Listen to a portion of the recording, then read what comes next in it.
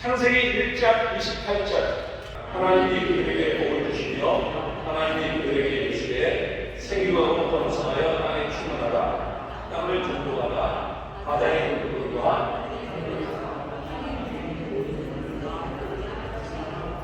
그 바로 앞절에 보면 하나님께서 남자와 여자를 창조하시고 이렇게 되어 있죠. 그러니까 하나님께서 인간을 창조하시고 첫 번째 주신 명령이 창세기 1장 28절이에요. 창세기 1장 28절 이 말씀 뭐냐면은 생육하고 번성해라. 참고로 제가 글씨를 되게 못 써요. 공평하신 하나님의 얼굴이랑 글씨를 반대로 만드셔서 생육하고 번성해라. 그리고 땅을 정복해라.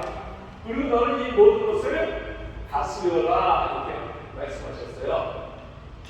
이 말은 뭐냐면 하나님 나라 만들려면 나라를 만들기 위해서 나라를 이루기 위해서 첫 번째 민족이 있어야 되고 두 번째 뭐가 있어야 돼요? 땅이 있어야 되고 그리고 주권이 있어야 돼요. 이것이 나라를 이루기 위한 세 가지 조건인데 생육하고 번성해서 민족을 이루어라 이렇게 말씀하셨어요.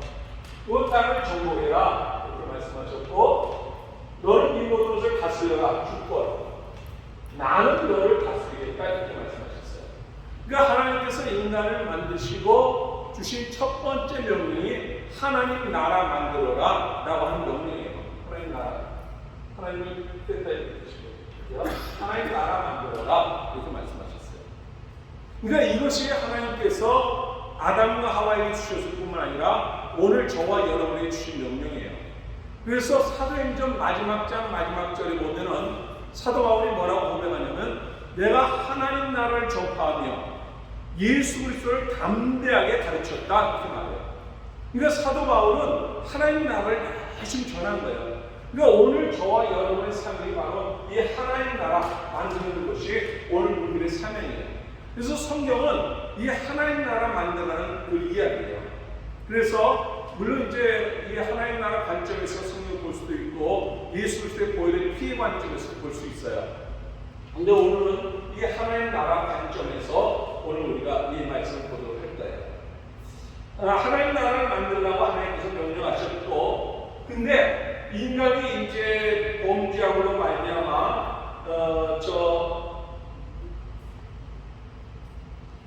인간이 스스로 부끄러움을 가리기 위해서 나무 잎으로 치마를 입었는데 하나님께서 그를 찾아오셨죠. 찾아오셔서 이 나무 밑에 숨어있는 아담과 하와를 부르셔서 이리 와라 이렇게 부르셨대요. 그래서 올렸잖아요. 믿거나 말거나. 그래서 이제 그리고 어떤 사람은 이 십자가가 있고 여기 예수 그리스도가 달리시고 여기 두 강도가 달리시고 예수 그리스도께서 부활승천하시면서 다시 오겠다. 그래서 올렸잖아요. 근데 하나님은 직접 아담과 하와를 찾아오셔서 3장 창세기 3장 21절에 보니까 여호와 하나님이 아담과 그의 아내를 위하여 그런 뭐라고 되어 있어요? 가죽옷을 해입혔다 이렇게 말해요. 그러니까 성경은 여기서부터 피어나기 시작해요. 그러니까 인간의 그 죄를 가리기 위해서 한 마리 짐승을 잡아서 가죽옷을 해입혔단 말이에요. 그러니까 구약 전체는 바로 이 피가 흘러요. 짐승이 피가 흘러요. 그리고 신약에 이르서는 예수 그리스도의 보혈의 피가 흘러요. 그래서 이제 언제 기회가 되면 피의 관점으로 또 볼 수가 있는데 오늘 이제 하나님 나라 관점에서 우리가 공부를 할 텐데요. 신약에서 요절을 한 구절 뽑으라고 하면 요한복음 3장 16절에 하나님이 세상을 이처럼 사랑하사 독생자를 주셨으니 이는 저를 믿는 자마다 멸망치 않고 영생을 얻게 하려 하십니다. 근데 구약에서 요절을 한 구절 뽑으라면 어디예요? 신약이 3장 16절이니까 구약은 3장 15절 창세기 3장 15절 한번 읽어봅니다. 다 같이 시작. 내가 너를 여자와 원수가 되게 하고 내 후손도 여자의 후손과 원수가 되게 하리니 여자의 후손은 내 머리를 상하게 할 것이요 너는 그의 발에 것이다. 그러니까 이 말씀은 여자의 후손이 나와요. 모든 사람은 남자의 후손이에요. 창세기 5장에 보면 그 아람이 물을 낳고 낙하면서 쭉 이렇게 나는데 전부 다 남자의 씨를 가지고 태어나요. 그래서 우리 노래하잖아요. 아버지 날 낳으시고 어머니 날 기르시니. 그러니까 남자의 후손이에요, 모두가. 근데 예수 그리스도만은 남자와 관계하지 아니하고 성령으로 잉태해서 마리아의 몸을 통해서 태어나요. 예수 그리스도만은 여자의 후손으로 오셔요. 그러니까 바로 여자의 후손을 인간이 범죄하자마자 하나님은 여자의 후손을 보내주실 것을 약속하세요. 그래서 예수 그리스도가 오시는 이야기, 그 약속을 이루어가는 이야기가 구약이에요. 구약이고, 이거 이제 하나님께서 인간 지으셨음을 심히 좋아했는데 아담과 하와가 누굴 낳게 되죠? 누구와 누구요? 가인과 아벨을 낳게 돼요. 근데 하나님께서 누구의 예배를 받으셔요? 아벨의 예배를 받으셔요. 근데 거기 보면 이제 아벨은 자기의 그 성경에 보면 하나님께서 그 제사를 받으시는데, 자 4장 4절을 보니까 아벨은 자기도 양의 출새끼와 그 기름으로 드렸으니 여호와께서 아벨과 그의 제물을 받으셨으나 5절에 가인과 그의 제물을 받지 않으셨다. 그러니까 제물이 문제가 아니에요. 여기 보면 하나님께서 가인의 제물을 안 받으신 것이 아니라 가인과 그의 제물을 안 받으셨어요. 그러니까 그의 삶의 문제가 있는 거죠. 예? 그래서 이제 그러면 하나님께서 이 제물을 받지 않았으면 하나님께서 회개할 기회를 주신 거예요. 그럼 회개하고 하나님 앞에 올바로 살면 되는데 그 아벨을 죽이게 돼요. 가인은 아벨을 죽이게 되고, 그 다음에 이제 가인이, 자 4장 16절, 가인이 어떻게 해요? 여호와 앞을 떠나요. 예? 하나님을 떠나서 이제 자기 나라를 만들기 위해서 17절에 보니까 그의 아들 에녹의 이름을 빌어서 에녹성을 쌓게 돼요. 에녹성을 쌓으면서 자기 나라를 구축해 나가요. 예, 가인은 자기 나라를 구축해 나가면서 20절에 보니까 아가는 야발을 낳았는데 야발은 뭐한 것의 조상이 돼요? 가축 치는 자의 조상이 되고요. 그리고 21절에 유발은 수금과 퉁소를 잡는 자의 조상이 되고, 20절에 두발가인은 구리와 쇠로 여러 가지 기구를 만드는 자가 돼요. 다시 말해서 이 가인의 후손은 세상 문화를 장악해 나가기 시작해요. 세상 문화를 장악해 나가면서 세상의 목축업을 장악하게 되고요. 그 다음에 예술기를 장악하게 되고 철공을 전부 다 장악해요. 그러면서 세상 나라를 에녹성을 쌓으면서 세상 나라를 이루어가게 되고, 그의 후손 가운데 23절에 라멕은 또 사람을 죽이고 24절에 가인을 위해서는 벌이 700이지만 라멕을 위해서는 벌이 77배라. 이 말은 뭐냐면 누구든지 힘 있는 자의 수가 한번 다 나와서 죽여봐라 하면서 힘의 나라를, 힘을 가지고 세상을 지배하는 힘의 나라를 만들어가기 시작해요. 그런가 하면 25절에 이제 아람이 셋을 낳게 됐고, 26절에 셋은 에노스를 낳았는데 그때 사람이 비로소 뭐라고 되어 있어요? 여호와의 이름을 불렀더라 이렇게 말해요. 그러니까 셋의 후손은 이제 하나님 앞에 여호와의 이름을 부르는 예배 공동체를 이루어가게 돼요. 그래서 이제 세상을 둘러 갈리게 돼요. 가인의 후손은 힘을 가지고 세상을 장악해 나가기 시작하고, 셋의 후손은 하나님 앞에 예배하는 예배 공동체를 이루는 이 둘로 갈라지게 돼요. 갈라지게 되는데 6장에 와서 6장 세상에 이제 사람들이 번성해 나가면서 6장 2절에 하나님의 아들들이 사람의 딸들과 섞여요. 사람의 딸들. 그러니까 이제 이런 학자들이 다 각각 얘기하는데, 저는 이 하나님의 아들들은 바로 이 셋의 후손이 하나님의 아들들이 사람의 딸들과 방의 후예와 서로 섞여요.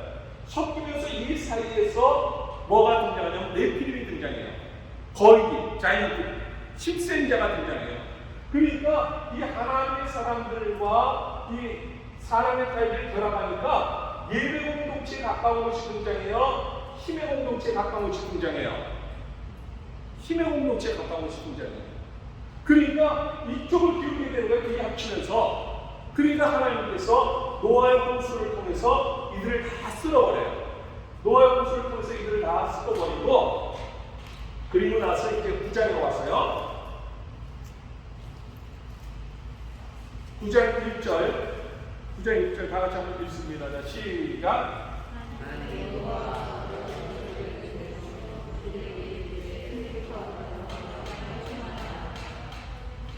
예, 아까 어서 본 거랑 똑같죠? 아까 창세기 1장 어디요? 1장 28절에 생육하고 번성하고 땅을 정복해서 하나님의 나라 만들라. 다시 하나님은 노아를 통해서 하나님의 나라 만들라고 다시 명령하셔요. 근데 여기 한 절 따라가는 말이 있어요. 뭐 주시며 가라사대? 복 주시며 가라사대. 그러니까 복은 우리가 쫓아다니는 것이 아니라 우리가 하나님 나라를 위해서 일하면 복은 따라오게 돼 있어요. 그래서 하나님께서 노아를 통해서 다시 하나님 나라를 이루라고 말씀하셨고, 노아의 후예 가운데 이제 셈과 함과 야벳이 있는데, 이제 함이 아버지의 벌거벗었음을 이제 흉을 보면서 이제 저주를, 이제 그의 아들 가나안이 저주를 받게 되고, 10장에 와서요. 10장 6절에 함의 아들들 가운데 8절에 구스가 니무롯을 낳았는데 그는 세상의 첫 뭐라고 되어 있어요? 용사라. 다시 말해서 노아의 아들 가운데 함의 후예 가운데 또 하나 힘센 자가 또 등장해요. 힘센 자가 등장하면서 그가 나라를 이렇게 만드는데 10절에 그의 나라는 시나이 땅에 어디요? 바벨. 그러니까 함의 후예는 이제 또 힘을 가지고 자기 나라를 만들기 위해서 바벨에 가서 또 바벨탑을 쌓아요. 그러면서 또 자기 나라를 만들려고 해요. 그러니까 하나님께서 언어를 혼잡해서 또 바벨탑을 그거 다 흩어버려요. 다 흩어버리고 저 갈대아 우르 땅에 살고 있었던 아브라함을 이제 부르시게 되죠. 그래서 이제 이 지도를 이제 사람마다 다 우리는 이제 서로 틀리는데, 저는 이제 여기 배가 뱃머리가 하나 있고 여기 이제 금 낚싯줄을 이렇게 들였고, 누가 이제 풍선을 이렇게 끼고 있다가 벙어리 장갑이 빠지면서 이 풍선이 이렇게 벙어리 장갑처럼 이렇게 날아 올라갔어요. 이 사람이 손을 이렇게 핀 거죠. 이 손을 이렇게 펴갖고, 그리고 이쪽에 이 티가 거기를 이렇게 이 티. 그래서 여기가 지중해고요. 여기가 애국, 여기가 이스라엘, 이게 갈릴리 호수, 여기가 사해, 여기서 그런 게 요단강, 여기가 홍해, 여기가 시내산, 여기가 페르시아만, 이티니까 유프라테스강, 트리스강, 그리고 여기가 바로 아수로, 여기가 바벨론, 갈대아 우르에 살고 있었던 아브라함을 하나님께서 부르셔요. 그러니까 성경은 구약 이야기는 뭐냐면 여기 강을 따라서 이렇게 왔다가 여기 이스라엘의 흉내에 들면 애굽으로 내려갔다가 다시 돌아오고 이렇게 왔다 갔다 하는 것이 바로 구약 이야기예요. 이게 구약 이야기인데요. 하나님께서 이제 다시 바벨탑을 흩으시고 아브라함을 부르셔서, 자, 창세기 12장 1절과 2절 다 같이 1절과 2절 시작.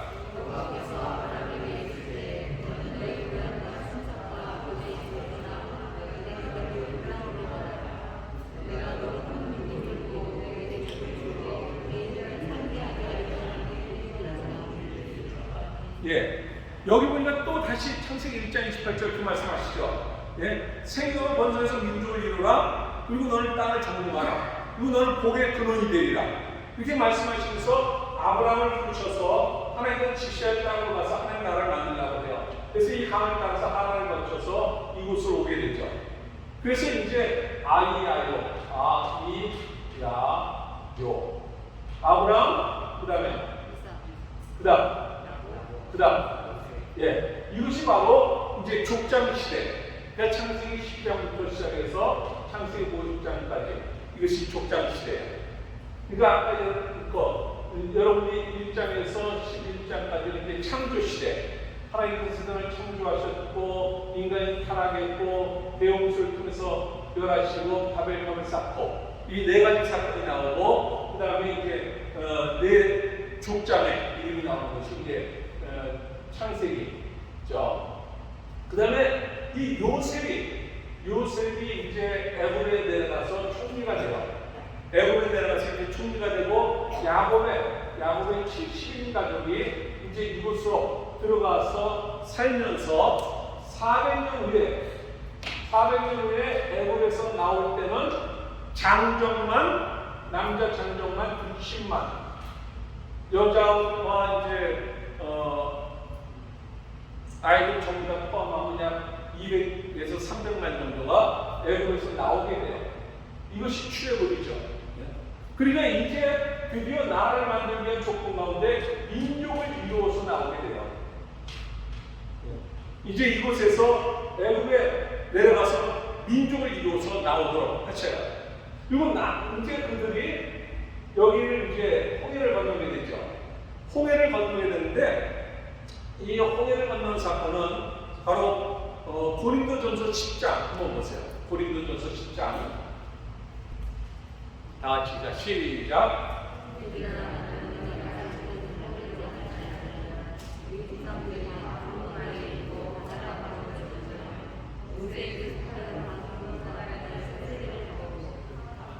예, 이것이 뭐냐면 바로 바울이 너희가 알지 못하기를 원치 않는다 하면서 이스라엘 백성들이 전부 다 이 홍해 바다를 건너면서 뭐를 받았다고요? 세례를 받았다. 그러니까 이건 뭐냐면 그들이 출애굽할 때 이 홍해 바다 갈리잖아요. 물 사이를 지나가잖아요. 위에는 구름 기둥이 있잖아요. 그러니까 그 민족 전체가 물 사이를 지나면서 침례를 받았다는 거예요. 그러니까 이것은 마치 우리가 세상에 종살이하고 있었던 죄 가운데 종살이하고 있었던 우리들을 하나님을 불러내셔서 그 영원한 요단강 건너와서 만나리 영원한 천국을 향해 사는 순례길을 오늘도 우리가 살고 있는 거예요. 그러면서 첫 번째 하는 것이 바로 이 세례를 받았다는 거죠. 이 사이를 지나면서. 예? 그러면서 이제 하나님 나라 만들기 위해서는 법이 필요해요. 법이 있어야 되잖아요. 그래서 하나님께서 창세기 출애굽하고 레위기에서 이 시내산도 이 백성들을 모아놓고 여기서 법을 주셔요. 법. 이것이 율법이에요. 하나님 나라 백성은 이렇게 살아라 하면서 하나님 나라 백성답게 살 수 있도록 레위기에서 법을 주시는 거예요. 그래서 바로 레위기 1장에서 7장까지 보면 5가지 제사가 나와요. 죄지은 인간이 어떻게 하나님 앞에 나가는가? 번제, 소제, 화목제, 속죄제, 속건제 이 5가지 제사를 통해서 오늘날로 말하면 예배를 통해서 하나님 앞에 나아갈 수 있고 그리고 이제 절기 7가지 절기를 통해서 하나님과 동행하는 것에 대해서 이 레위기에서 그러니까 레위기는 하나님 나라 백성답게 살기 위해서 자세한 법을 주셔요. 그 다음에 이제 드디어 이 가나안 땅을 정복하면 되는 거예요. 근데 이 가데스 바네아라는 곳에 이르렀을 때 하나님 말씀을 믿고 들어가면 되는데 이들이 그래도 정탐꾼을 보내야 되지 않습니까? 하면서 각 지파에서 한 명씩 뽑아서 정탐꾼을 보내고 그들이 돌아와서 믿음으로 들어가면 되는데 그들이 뭐라고 말해요? 우린 저들에 대한 메뚜기 같고 뭐 그런 소리를 해요. 그러니까 그런 사람들을 통해서 하나님 나라를 이루고 싶지 않았던 거예요. 그래서 그들이 불순종함으로 인해서 갈렙과 여호수아 외에는 여기서 전부 다 죽어요. 그건 뭐냐면 바로 이들이 가나안 땅을 정복하기 위해서 백성들의 숫자를 세는 거 인수기 그것이 영어 성경 넘버스라고 있어요. 그러니까 이제 싸워서 이 땅을 정복하기 위해서 이곳에 이르렀을 때 이들은 믿음 없는 소리를 아무리 해서 결국은 민수기에서 이들이 다 죽어버려요. 그러니까 40년 동안 광야에서 죽어버린 죽음의 행렬이에요. 그러면서 이제 그들이 뭐라고 말하냐면 우리 어린아이를 애고에서 데리고 나와서 정대의 광야에서 죽이려고 하느냐? 근데 그 어린아이들은 살아나고 불신했던 20대 이상의 사람을 다 죽이고 이제 새로운 세대들이 여기 요단강 북편 느보산이라고 하는 곳에 이르게 돼요. 느보산에 이르러서 여기서 이제 저 가나안 땅을 바라보면서 모세도 꿈에 그렸던 그 가나안 땅을 못 들어가죠. 백성들이 하도 순간이가 화가 나니까 저 반석을 명하면 물이 나올 거라고 하는데 화가 나니까 지팡이로 내리치잖아요. 그래서 결국은 하나님께서 리더십을 세워주셔야 거기서 물을 나오도록 하셔요. 근데 그 사건 때문에 결국 가나안 땅을 들어가지 못하니까 그 가나안 땅을 바라보면서 모세가 여기서 새로운 세대, 이 민수기에서 그 세대를 다 죽었고 새로운 세대들을 여기서 모아놓고 고별 설교를 하면서 시내산에서 주셨던 법을 이들에게 설교하는 거예요. 그래서 그것이 신명기예요. 그래서 신명기를 제2의 율법이다 그렇게 말해요. 신명기. 그래서 이제 자 이제 여기까지가 모세오경이에요. 모세오경. 그래서 창세기 이 사건, 그다음에 출애굽기 민족을 이루어서 나오게 되고 레위기에서 법을 주시고 민수기에서 결국 불순종하는 그들이 광야에서 다 죽어버렸고 신명기에서 다시 새로운 세대들에게 이 하나님의 법을 율법을 주시는 것, 이것이 이제 모세오경이고 그 다음에 이제 여호수아가 이제 이 땅을 정복해요. 이 땅을 이제 드디어 정복해요. 그래서 이제 땅을 얻게 됐어요. 이제 땅을 얻었어요. 여호수아에서요. 이제 민족도 이뤘고 땅도 이제 이뤘으니까 하나님 나라 백성답게 이제 살면 되는 거예요. 하나님 나라 백성답게 살면 되는데 그 다음에 나온 사사기에서 이 땅에 있는 모든 그 우상 섬기는 자들을 전부 다 쫓아내고 죽이고 해서 이 땅을 정복해야 하는데 이들과 같이 어울려서 살아요. 어울려서 살다 보니까 우상을 섬기게 돼요. 우상을 섬기니까 하나님께서 이들이 하나님 앞에 범죄하게 되죠. 우상을 섬기면서 범죄하니까 하나님께서 이 주위에 있는 나라를 통해서 이 나라를 공격함으로써 하나님께서 이들을 징벌하셔요. 징벌하시니까 이들이 하나님 앞에 부르짖어 기도해요. 그러니까 하나님께서 사사를 보내셔서 이들을 구원하셔요. 구원하시니까 태평세를 누리다 보니까 또다시 범죄해요. 이걸 계속 쳇바퀴 도는 것이 사사기예요. 그러면서 사사기는 뭐라고 말하면 그때 왕이 없으므로 저들이 자기의 소견에 오른 대로 행하였더라 이렇게 말해요. 하나님은 그들의 왕이 되기를 원하셨어요. 근데 자기 소견에 오른 대로 행해요. 그뿐만 아니라 사사기 가보죠. 사사기 17장에 보면 에브라임 산지에 그게 있어요. 그러니까 이 사사기를 보면요,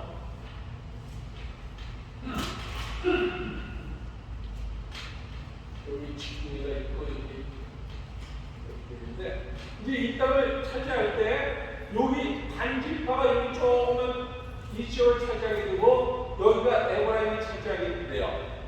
근데 이제 성경에 보면 정부나 그곳에 살고 있던 원주민을 다 내어줬고 근데 완전히 다 내쫓지는 않다 보니까 범죄하게 되는데 이 단지파는 오히려 그를 내쫓는 게 아니라 내쫓겨서 자기들이 살 곳을 찾기 위해서 이렇게 올라가다 에브라임 산지를 지나가다가 미가의 집 17장에 들어보니까 에브라임 산지에 미가라고 하는 사람이 있는데 미가가 자기 엄마 돈을 훔쳐요. 돈을 훔치니까 엄마가 막 훔쳐간 놈 막 저주라고 욕하고 막 그러니까 얘가 놀라갖고 엄마한테 자수해요. 그래서 엄마 여기 3절에 은 1,100을 그대로 엄마한테 다 내놓으니까 가만 보니까 자기 아들을 저주했잖아요. 그러니까 덜컥 겁나니까 그 돈을 가지고 은장색에 줘서 신상을 부어 만들고 그리고 에봇도 만들고 드라빔도 만들고 자기 아들 가운데 제사장을 하나 세우고 그렇게 한대요. 이게 뭐냐면은 종교가 섞여버린 거예요. 그러니까 제사장이 하는 에봇과 드라빔도 만들면 신상도 또 만들고 그러면서 이제 종교가 다 섞여버린 것을 17장 6절에 그때 이스라엘 왕이 없으므로 사람마다 자기 소견에 오른 대로 행하였더라 이렇게 표현하고 있습니다. 그러면서 그때 이스라엘 왕이 없었고 단 지파는 자기의 거주할 땅을 구하기 위해서 여기서 이제 자기 거주할 땅을 구하기 위해서 이렇게 가다가 에브라임에서 이제 니가의 집에 들려요. 그래서 하룻밤을 여기서 정탐꾼 5명이 하룻밤을 지내면서 보니까 신상도 있고 그 에봇도 있고 드라군도 있고 돈 될 만한 것 있는 걸 봤어요. 그리고 이제 쭉 올라가서 여기 라이스라고 하는, 그래서 이스라엘 말인데 단부터 보엘세바까지 이렇게 표현돼요.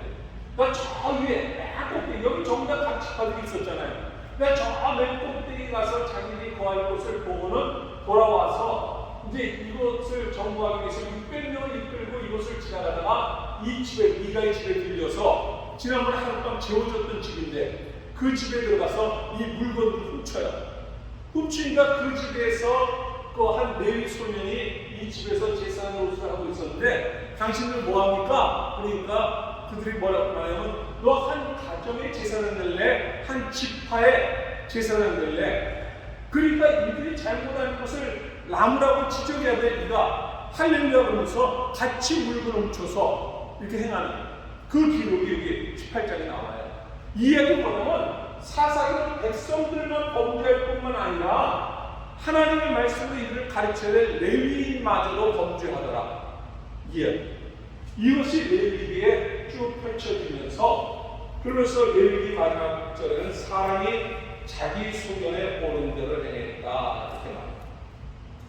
그러니까 민족도 이뤘고 땅도 이뤘으니까 하나님 말씀대로 살아야 되는데 백성들이 하나님 나라 백성답게 살지 않고 심지어 이들을 가르쳐야 될 레위 사람마저도 범죄하니까, 자 사사기 다음에 나온 성경이 뭐예요? 룻기. 룻은 여자의 이름으로 되어 있는 거예요. 아까 60만을 이야기할 때 여기 그 여자는 없었어요. 지금도 유대인들은 하나님 내가 유대인으로 태어난 것을 감사합니다. 내가 남자로 태어난 것을 감사합니다. 이렇게 해요. 근데 룻은 유대인도 아니고 남자도 아니에요. 근데 성경에 보란듯이 룻기를 집어넣어요. 이건 뭐냐면 이 이방 여인이었던 룻을 통해서 룻기 마지막 장 마지막 절에 보면은 이제 누구를 등장시키냐면 누구를 등장시켜요? 룻기 마지막 장 마지막 절. 이새는 누굴 낳아요? 이새는 누굴 낳았다고요? 다윗을 낳았더라. 그러니까 보란듯이 하나님께서 이방 여인 룻을 통해서 다윗을 등장시켜요. 다윗. 그래서 이제 다시 하나님 나라 만들어가는 거예요. 다시 하나님 나라. 그래서 성경은 신약에 와서 아브라함과 다윗의 자손 예수 그리스도의 세계라 이렇게 기록했잖아요. 그래서 다윗을 통해서 이제 다시 하나님 나라 만들어가는 이야기가 그다음 사무엘상하, 열왕상하, 역대상하로 쭉 펼쳐집니다. 자, 사무엘상하에는 이제 보면은 앞부분에는 사무엘 이야기가 나와요. 사무엘 이야기가 나오고 그 다음에 이제 저들이 왕을 세우기를 원해요. 사실은 하나님이 그들의 왕이 되기를 원하셨잖아요. 그러니까 하나님이 그들의 왕이 되기를 원했는데 저들이 이웃나라에 보니까 왕이 있으니까 우리에게도 왕을 달라고 얘기해요. 그러니까 사무엘이 그 하나님한테 가서 이야기하니까 야 저들이 너를 버린 게 아니라 나를 버렸다 이렇게 말씀하셔요. 그러니까 하나님이 그들의 왕이 되기를 원하셨는데 저들은 자기를 통치할 왕을 세우길 원해요. 그러니까 여기서 이제 그런 얘기를 해요. 왕을 세우게 되면 너희가 이제 세금도 많이 걷게 되고 너희 아들들은 징용으로 끌려가게 될 것이고 너희 딸들은 포도원에 가서 일해야 되고 막 그런 것을 얘기해도 그래도 왕을 세워달라고 얘기해요. 그래서 사울왕을 세우게 돼요. 1대 왕 사울왕. 2대 왕은 누구예요? 1대 왕은 사울. 2대 왕은 3대 왕은 솔로몬. 잘하네. 1대 왕이 몇 년 통치해요? 여기 써놨어요. 몇 년 통치해요? 하나님께서 우리가 머리 나쁜 거 아시고 1대 왕 40년, 2대 왕 40년, 3대 왕 40년 아주 흔하게. 그래서 이들이 40년씩 이제 사울, 다윗 이렇게 통치하면서 사무엘하를 보면 여러분들 거기 보면요 사무엘하는 전부 다 다윗에게 가득 차요. 그죠? 사무엘하에 보면 다윗 얘기로 가득 차는데, 그러니까 여러분들 2페이지의 오른쪽 위에 있어요. 사무엘 상하. 그죠? 자, 여기 보면 이제 사무엘상은 사무엘 얘기하고 사울왕 얘기하고 다윗왕 얘기하는데, 이 다윗왕 얘기할 때 사울이 계속 다윗을 죽이면서 다윗 죽이려고 해서 다윗을 쫓겨다니는 이야기가 사무엘상에 펼쳐지고, 사무엘하에는 사울이 다윗이 계속 승승장구해요. 그러다 이 시점을 기점으로 해서 이렇게 몰락해가기 시작해요. 어떤 여자 때문에? 이름에 목욕탕이라고 하는 밧세바, 베스, 목욕탕이라는 이름이 들어있는데, 이 밧세바 이 사무엘하 11장에서 밧세바 사건이 나오게 돼요. 이건 뭐냐면, 그때 이제 모든 병사들은 싸우기 위해서, 적들과 싸우기 위해서 전쟁터에 나가 있잖아요. 근데 다윗은 한가하게 옥상을 이렇게 거닐다가 목욕하는 여인을 봐요. 그러면서 범죄하게 되죠. 이 말씀을 보면서 느끼는 건 뭐냐면, 우리 인간은 시간 많으면 죄짓게 돼 있어요. 시간 많으면. 그래서 우리가 하나님 나라 확장하는 데 우리가 힘써야 돼요. 하나님 나라 확장. 그러니까 우리의 남은 삶을 우리가 살아가면서 하나님께서 우리를 창조하신 목적이 우리에게 영광 받으시기 위해서, 그리고 우리에게 찬송 받으시기 위해서, 그리고 창세기 1장 28절에 보면 하나님 나라 만들기를 하기 위해서, 사울은 그의 삶을, 사도 바울은 그의 삶을 통해서 하나님 나라 확장하는데 온 에너지를 다 쏟았어요. 온 에너지를 다 쏟았어요. 근데 이 밧세바 사건 때문에 나라가 확장되고 승승장구하다가 이때부터 몰락이 돼가기 시작해요. 그러니까 그가 범한 죄가 뭐예요? 다윗이 범한 죄가 간죄를 범하잖아요.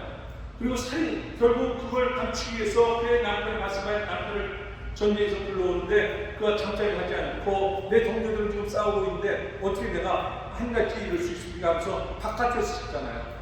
그러니까 최전방으로 보내갖고 결국 죽이잖아요. 그러니까 간음죄와 살인죄를 저지르는데, 나중에 그의 자녀들이 간음죄를 범하게 되고 살인죄를 범하게 돼요. 결국 이것을 잘 경험하게 돼요. 근데 그때 다윗이 하나님께 기도하죠. 다른 기도가 아니었어요. 성령이 내게서 떠나지 않게 달라고 하다가, 그러면서 그의 침상이 떠내려갈 정도로 하나님 앞에 울면서 회개하죠. 근데 하나님께서는 다윗과 맺은 언약이 있기 때문에 다윗이 이렇게 범죄함에도 불구하고 너의 나라는 영원할 것이라는, 그가 하나님의 성전을 지으려고 했을 때 하나님께서 그걸 피를 많이 흘렸기 때문에 허락지 않으면서 대신 너의 나라가 영원할 것을 말씀하시면서 결국 그의 나라는 예수 그리스도 탄생까지 이어지게 되는데요. 이렇게 하게 되고, 그것이 이제 사무엘 상하의 이야기예요. 그 다음에 이제 열왕기 상하는 영어로는 킹즈, 왕들에 관한 이야기예요. 그래서 이제 1대 사울, 다윗, 솔로몬으로 이어지다가 이제 솔로몬 때 두 나라로 이렇게 나눠지게 되죠. 두 나라. 그래서 북쪽은 이스라엘, 북이스라엘, 남쪽은 남유다. 이 두 나라로 갈라지게 돼요. 갈라지게 되는데, 북쪽에는 첫 번째 왕이 여로보암, 남쪽은 솔로몬의 아들 르호보암으로 이렇게 하면서 두 나라로 갈라지게 되는데, 이 북이스라엘 왕들은 모두 악한 일만 해요. 악한 일만 해요. 그런데 이들이 하나님 앞에 범죄할 때마다 이 열왕기상의 이야기가 어떻게 되냐면 솔로몬부터 시작돼요. 솔로몬부터 이야기가 시작되면서 이들이 이렇게 여로보암이 이렇게 통치했다. 그가 죽었다. 죽었을 때 남쪽은 르호보암이 통치하고 하면서 이렇게 통치하다 그가 죽었다. 그때 북이스라엘은 이렇게 통치하다. 그가 또 죽었을 때 남쪽을 이렇게 하면서 북이스라엘과 남유다의 왕들의 이야기를 병행하면서 이렇게 쭉 기록해 놓는 것이 열왕기상의 이야기예요. 근데 이들이 하나님 앞에 범죄할 때마다 하나님께서는 선지자를 보내셔서 이들에게 경고하세요. 선지자들. 그 선지자가 저 오른쪽에 빨간 글로 되어 있는 거, 이사야서부터 시작해서 이제 말라기까지 쭉 17권의 책이 구약의 뒤편에 있는 선지자들을 이때 하나님께서 보내시면서 말씀하시는 거예요. 근데 저기 보면 맨 밑에 왼쪽에 맨 밑에 세 개, 에스라, 느헤미야, 에스더, 그리고 오른쪽 학개, 스가랴, 말라기, 요 끝에 있는 세 개는 여러분 교재는 그런 것 같아요. 예. 바벨론 포로로 잡혀갔다 돌아올 때 이야기가 바로 그 밑에 있는 세 개씩인데요. 자, 이들이 하나님 앞에 범죄할 때마다 하나님께서 선자를 보내셔서 너희들이 하나님 앞에 불순종한 하나님께서 너희를 심판하신다. 근데 하나님은 반드시 회복시키신다. 그러니까 선자들 외침은 이 두 가지였어요. 하나님 너희를 심판하신다. 그러나 반드시 회복시키신다. 그러니까 이제 그 가운데 하박국 선자는 그런 얘기를 했잖아요. 하나님께서 이 나라를 통해서 심판하시는 심판의 소식을 듣게 돼요. 심판의 소식을 듣게 돼요. 그러니까 하나님 어떻게 우리보다 더 악한 나라를 통해서 우리를 심판하십니까? 그러니까 하나님께서 그 모든 심판의 이야기를 하면서 그 심판이 지나야지 뭐가 와요? 심판이 지나야지 회복이 온다고 말이에요. 심판이 지나야지 회복이 된다는 그 이야기를 듣고는 하박국 선지자가 그 심판에 막 저들의 말박부 소리가 막 들리는 거예요. 천지가 진동하면서 저들이 와서 막 약탈하는 그 소리들 들리는 거예요. 근데 그것이 지나야지 회복이 되는 것을 아니까 그가 그렇게 노래해요. 무화과 나무 잎이 마르고 포도나무가 다 없어지고 그 감람나무가 시들고 그리고 외양간에 송아지가 없다 할지라도 그래도 난 여호와를 인하여 즐거워합니다. 여호와를 인하여 난 기뻐합니다.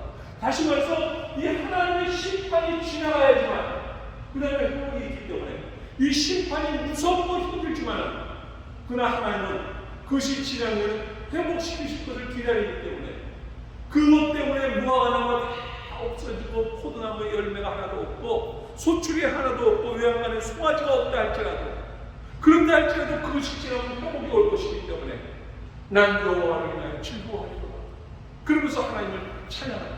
그래서 여러분들께서 나중에 선지서들을 더 쭉 보시면요 전부 다 그거예요. 하나님의 심판과 회복. 그들이 회복이 있기 때문에 기다리는 거예요. 그래서 이사야서 43장에 보면 하나님께서 말씀하세요. 두려워하지 말아라. 내가 너를 진노하여 불러내니 너는 내 것이다. 다시 말해서 앞으로 바벨론에 너희는 포로 잡혀갈 것인데 거기서 70년이 있다 이제 회복될 것인데 그러니까 그들이 포로 잡혀가서 고난당할 것을 하니까 두려운 거예요. 그리고 정말 회복돼서 돌아올까 그것이 두려운 거예요. 그러니까 하나님께서 이사야 선지자를 통해서 말씀하셔요. 두려워하지 말아라.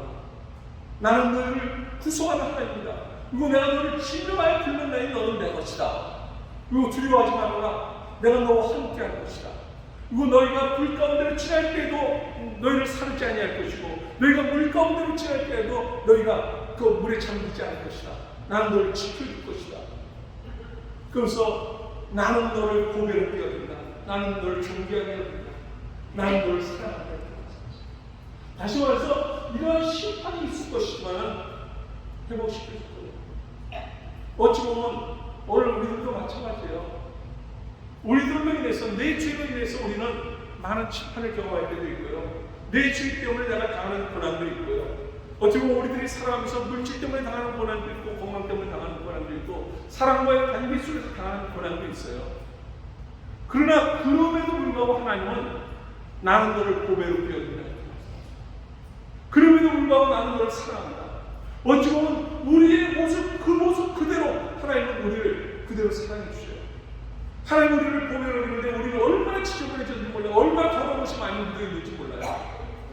그로 인해서 어떤 우리는 고난을 당하고 내 행위로 말미암아 내 잘못으로 말미암아 고난을 당하지만은 그러나 하나님은 나를 너를 진명해서 부르다. 너는 내 것이다. 그러니까 두려워하지 마라. 나는 너를 반드시 회복시킬 거야. 그렇게 말씀하시죠. 그래서 하나님께서 그렇게 말씀하시죠. 내가 너를 창조한 것은 너를 통해서 내가 영광을 받을 것이고 너를 통해서 내가 찬송을 받을 것이다. 회복시켜 주셔서 반드시 찬송 받으실 거예요. 그 이야기들이 너희가 이 11개 상하 여기 보면 오른쪽에 있는 저 빨간 선자들의 활동이 여기 다 나와요. 이거 뭐냐면 여기 이제 북이스라엘이 결국 하나님 앞에 범죄함으로 인해서 아수르의 포로를 접근하게 되죠. 아수르가 들어와서 전부 다 여기를 멸망시켜요. 그리고 여인을 전부 다 겁탈하고 특별히 사마리아 지역에 있는 여인들을 전부 다 겁탈하고 해서 그들은 선민의식을 가지고 있었는데 나중에 이 모든 문제가 다 해결되고 시작이 와서 이 사마리아 사람들을 대치고 해버리는 거예요. 이 아수르 사람들이 와서 전부 다 겁탈해버리고 있어요. 그리고 이제 결국은 아수르에 멸망당하고 북이스라엘이 아수르에 멸망당했을 때 남쪽에서 활동했던 선자 이사야 선지자가 이때 이 시점에 참 너희들 저 북이스라엘 멸망하는 거 보지 않았느냐, 너희들 회개하고 돌아와라 하면서 계속 외치는 이야기가 바로 이사야 이야기가 나오고 저 남유다가 바벨론으로 포로로 잡혀가는 그 시점에 활동했던 선지자가 예레미야 선지자예요. 끊임없이 회개를 촉구하면서 예루살렘 성에 의인 한 사람만 있어도 하나님은 멸하지 않을 거다. 근데 그 의인 하나가 없어서 예루살렘 성이 멸망돼요. 그것이 바로 이거고, 그 다음에 저들이 포로 잡혀가서 바벨론에 포로 잡혀가서 바벨론 왕당에 앉아서 저기 에스겔, 그 다음에 다니엘, 이들은 포로로 잡혀가서 포로지에서 활동했던 선지자들이에요. 그러면서 특별히 이 다니엘은 앞으로 이 침묵기에 하나님께서 이제 새로운 나라들이 이제 세워지는 것을 이제 금신상, 금, 은 이런 걸 하면서 새로운 나라가 펼쳐질 것을 예언을 하고, 에스겔 선지자, 에스겔 골짜기 환상화 있잖아요. 마르뼈가 이렇게 살아나는 거. 바로 에스겔 골짜기의 그 환상을 보여주면서 지금 나라가 없어진 이 모습, 바로 그런 모습이에요. 근데 그것이 살아나겠느냐, 문제야 하나님. 그러니까 주님이 아시나요? 그러니까 그것이 뼈마디가 하나하나 달라붙으면서 마른 뼈 같은 것이 다 달라붙어서 그 코에 생기가 들어와서 형상을 이루게 돼요. 다시 말해서 지금 비록 바벨론의 포로로 잡고 와 있지만 하나님은 그 나라를 반드시 회복시키실 것이다. 그걸 이 선지자들을 통해서 말씀하시고, 그 다음에 호세아, 요엘, 아모스, 오바다, 요나. 호세아는 북이스라엘에서 활동했고요. 호세아, 요엘, 남유다에서 호세아, 요엘, 아모스 북이스라엘 활동했고요. 호세아, 요엘, 아모스, 오바댜, 요나, 미가, 나움, 하박국, 스바냐.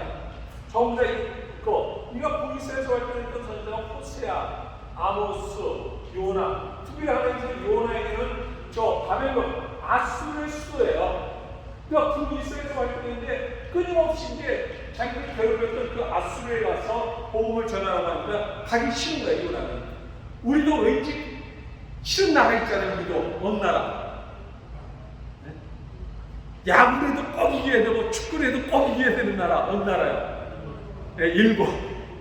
근데 이스라엘에 있어서 이 아수르는 그런 나라예요.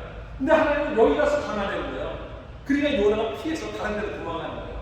근데 하나님은 물고기 뱃속에 들어가도록 해서 나중에 토해내서 결국 아수르 가서 싹 전하는데, 요나서의 기적은 뭐냐면 물고기 뱃속에서 살아나는 게 기적이 아니라 거기 가서 아수르 가서 쿵샹거리면서 투덜거리면서 전하는데, 그 아수르가 전체 왕부터 시작해서 전부 다 회개하는 역사가 일어나는 거예요.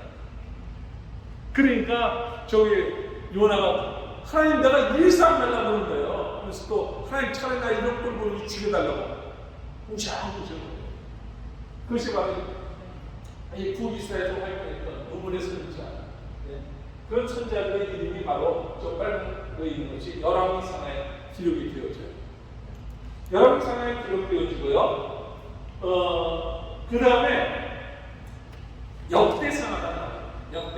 역대상하는 뭐냐면 에스라가 썼어요. 에스라는 학사였어요. 학사. 성경에 아주 뭉뚱한 사람이었어요. 에스라가 태어나서 보니까 나라가 없는 거예요. 나라를 빼앗는 거예요. 근데 자기가 알고 있는 말씀은 하나님은 그 민족을 통해서 하나님 나라를 이루시겠다고 말씀했거든요. 근데 태어나서 보니까 나라가 없는 거예요. 그래서 역대하 마지막 장을 보세요. 36장 22절이랑 그 다음 페이지 에스라 1장. 자, 여러분들은 거기를 한번 보세요. 에스라 1장 1절 보시면 저는 역대하 36장 22절을 읽을게요. 바사의 고레스왕 명문에 여호와께서 예레미야 입으로 하신 말씀을 이루시려고 여호와께서 바사의 고레스 왕의 마음을 감동시키심에 그가 온 나라에 공포도 하고 조소도 내려 이르되 갔죠. 예? 이게 뭐냐면은 이 역대상하 역대하 끝부분 이 말씀이랑 에스라 요 앞부분 말씀이 같아요. 그러니까 에스라가 역대상하를 기록한 거예요. 그러니까 두 장을 이렇게 붙여놓은 거예요. 끝부분을. 예? 그래서 이제 역대하랑 이제 에스라로 이어지게 되는데 이 역대상하 그러니까 에스라가 열심히 하나님의 말씀을 연구해서 어디까지 연구했냐면 역대상 1장에서 9장까지 보면 역대상 1장에서 9장까지 보면 600명의 사람이 이미 열거되어져요. 아담부터 시작해요. 아담부터 시작해서 그리고 10장에 와서 10장에서는 사울 이야기예요. 사울왕 이야기. 그 다음에 11장부터는 다윗 이야기예요. 왜 하나님께서는 아까 아브라함과 다윗의 자손 예수 그리스도의 다윗을 통해서 대리 통치자로 세워서 하나님 나라를 이루어가는 이야기를 펼쳐가는다고 했잖아요. 이게. 그래서 다윗 이야기가 나오고 그래서 역대하 거기 보면은 이제 역대상은 사무엘 상하의 이야기와 같아요. 그리고 역대하는 열왕기 상하와 같은데, 자, 그러니까 이제 여기 역대하는 이제 다윗 솔로몬이 나오고 이어서 이제 남유다의 왕들에 관한 이야기가 나와요. 그러니까 아까 열왕기 상하는 북이스라엘의 왕과 남유다의 왕들 이야기가 나왔잖아요. 근데 여기서 이제 에스라가 쓴 것은 남유다 왕들의 이야기를 하면서 가끔씩 북이스라엘 왕 이야기를 이제 펼쳐지는데요. 그래서 역대상하와 저 열왕기상하는 내용이 비슷하게 많이 나와요. 겹쳐서 나와요. 근데 여기서 다른 건 뭐냐면 아까 이 밧세바 사건들은 추접스러운 이야기는 여기서 안 써요. 왜냐하면 에스라가 이제 반드시 하나님은 이 민족을 통해서 하나님 나라를 회복시키실 거잖아요.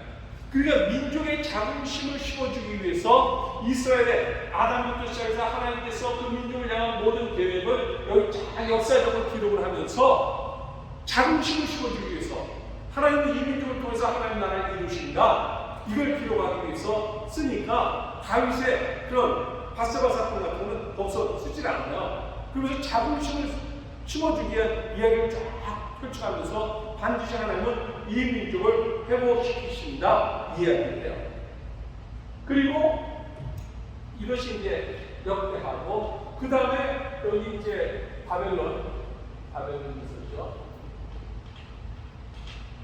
자, 바벨론의 포로로 잡혀갔던 그들이 남유다가 결국 바벨론의 포로로 잡혀가게 되는데요. 바벨론의 포로 잡혀갔던 그들 그 다음에 이제 여기 페르시아가 승리한 바사로 나오는데요. 페르시아가 이제 강대국 되면서 바벨론에 포로 잡혀있던 이들을 유아정책을 쓰면서 니네 나라로 돌아가도 좋다 이렇게 이야기해요. 이것이 이제 포로에서 돌아가는 포로 귀환 시대예요. 그것이 저기 에스라, 느헤미야, 에스라에 기록되어지는 거예요. 그래서 이제 포로에서 돌아오면서 이들이 첫 번째 돌아올 때 수르바벨과 예수와 이들이 이제 지도자가 돼서 돌아와서 무너진 성전을 재건해요. 그러니까 이들이 뭐냐면 포로 잡혀가서 예루살렘 성전이 파괴된다는 소식을 듣는데 그들의 생각에 그래도 예루살렘 성전은 파괴되지 않을 줄 알았어요. 그것이 이제 에스겔서에 나오거든요.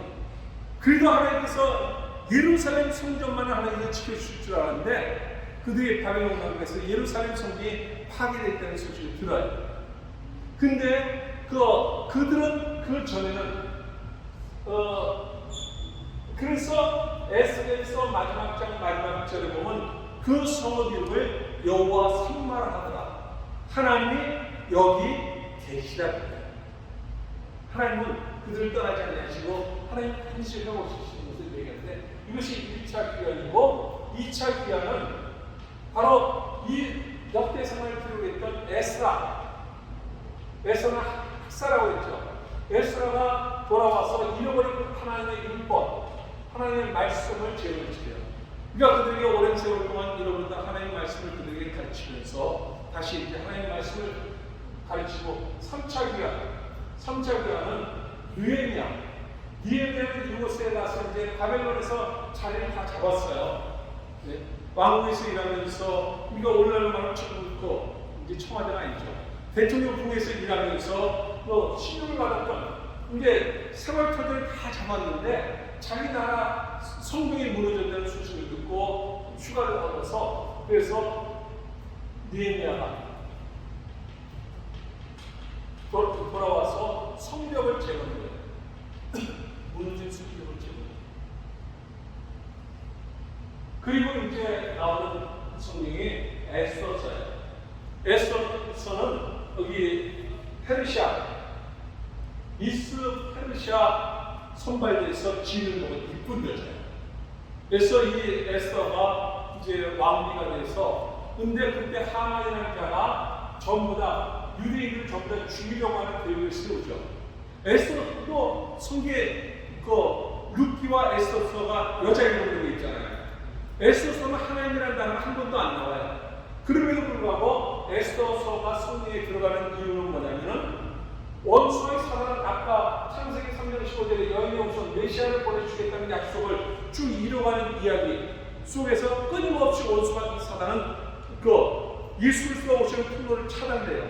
그것이 뭐냐면 애고 있을 때 사내아이들을 전부 다 죽임으로 메시아가 오시는 통로를 막으려고 하고 이때 에스더서에서 바로 유대 민족을 전부 다 멸하려는 계획을 세우고 그리고 예수님께서 태어나시던 그때 사내아이들을 전부 다 죽이잖아요.